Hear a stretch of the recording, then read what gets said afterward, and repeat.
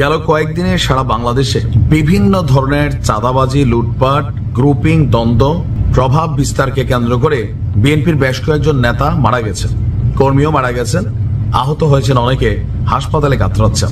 Target একটাই, অনেক দিনের ক্ষুধা মিটাইতে হবে, কারণ আওয়ামী লীগ মাঠে নাই।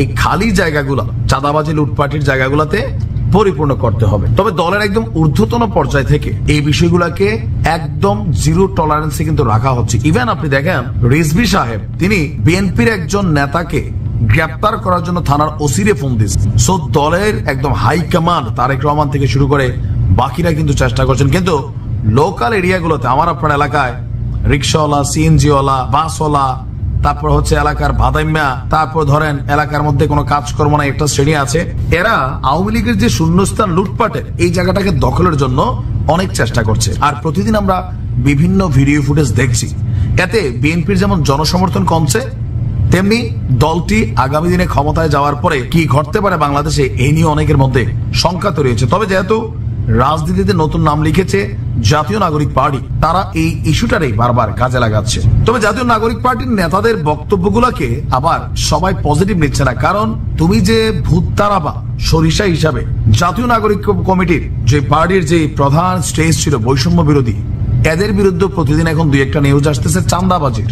জাতীয় নাগরিক কমিটি চাঁদাবাজি, সমন্বয়ক চাঁদাবাজি, আসতেছে কিনা? আসতেছে। তাহলে ভাই তুমি যদি গুছা হইয়া আমার কেউ সোজা হইয়া সৌ, এটা কি আমি মানবো? মানবো না। বিএনপির বক্তব্য কিন্তু এখন এইরকমের চলে আসছে, কারণ এই ঘটনাগুলো ঘটছে।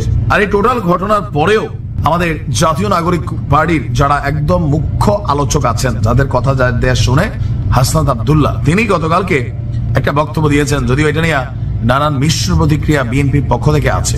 তার বক্তব্য যে এখন যদি কেউ আওয়ামী লীগ হয়ে উঠতে চায়, তাদের বিরুদ্ধেও আমাদের প্রতিরোধ অব্যাহত থাকবে। আমরা ফ্যাসিবাদ তাড়িয়েছি মুসিবত ডেকে আনার জন্য নয়, কৌশলে কথাবার্তা ব্যবহার করে। ফ্যাসিবাদ গিয়েছে, কিন্তু কোন ভূ রাজনৈতিক দল আবার ফ্যাসিবাদ হয়ে দাঁড়াতে পারে। ফ্যাসিবাদের বিরুদ্ধে আমাদের ক্রিয়াশীল রাজনৈতিক দলগুলোর যে অবস্থান ছিল তা এখনো আছে। তিনি বলছেন যে আপনার তাদের দলের রাজনৈতিক কর্মকাণ্ড, ইভেন সারা বাংলাদেশে যে বৈষম্য বিরোধী এবং সমন্বয়ক ইস্যুটা, এটা নিয়েও তিনি একটা ব্যাখ্যা দিয়েছেন যে কেন তারা এই কথা বলছেন।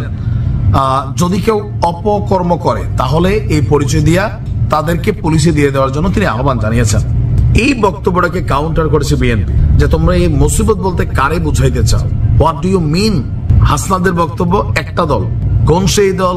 সরাসরি অনেক বিএনপির অনেক বড় নেতারা বলেন এই জাতীয় নাগরিক পার্টি এটা হচ্ছে জামাতের আগামী দিনের তরুণ পার্টি। 1971 কর্মকাণ্ডে জামাতের এই বিতর্কিত ভূমিকার কারণে জামাত ওইভাবে ডেভেলপ করতে পারবে না। So they have a plan, আর প্ল্যান বি হচ্ছে এই জাতীয় নাগরিক পার্টি।